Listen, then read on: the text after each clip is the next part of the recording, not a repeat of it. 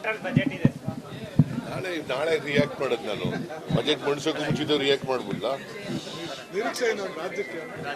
C ನಾಳೆ budget present ಮಾಡಲಿ, ಆಮೇಲೆ ನಾನೇ ನಿಮಗೆ ಕರಿತೀನಿ, ರಿಯಾಕ್ಟ್ ಮಾಡ್ತೀನಿ.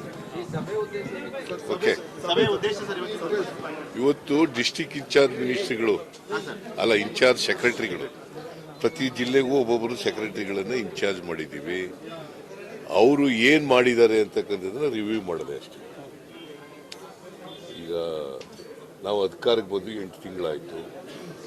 8 ತಿಂಗಳಿಂದ ಎಷ್ಟು ಸಾರಿ ಹೋಗಿದ್ದೀರಿ, ಏನೇನು ಮಾಡಿದ್ದೀರಿ, ಯಾವ್ಯಾವ ಏನೇನು ಲೋಪ ದೋಷಗಳು ಕಂಡು ಹಿಡಿದಿದ್ದೀರಿ, ಏನು ನೀವು ಅಡ್ವೈಸ್ ಏನು ಮಾಡಿದ್ದೀರಿ ಜಿಲ್ಲಾಡಳಿತದವ್ರಿಗೆ, ಇವೆಲ್ಲ ನೋಡಪ್ಪ. ಅವ್ರು ಏನು ಹೇಳ್ತಾರೆ, ಅಸೆಂಬ್ಲಿನಲ್ಲಿ ಇಟ್ಟು ಪಾಸ್ ಮಾಡಿ ಆರ್ಡಿನೆನ್ಸು ನನಗೆ ಸೈನ್ ನನಗೆ ಬಂದಷ್ಟೊತ್ತಿಗೆ ಇದಾಗ್ಬಿಟ್ಟಿತ್ತು, ಅಸೆಂಬ್ಲಿ ಅದಕ್ಕೋಸ್ಕರ ಅಸೆಂಬ್ಲಿಲಿ ಇಟ್ಟು ಪಾಸ್ ಮಾಡಿ ಅಂತ ಹೇಳಿದ್ದಾರೆ. ಗೊತ್ತಾಯ್ತಾ?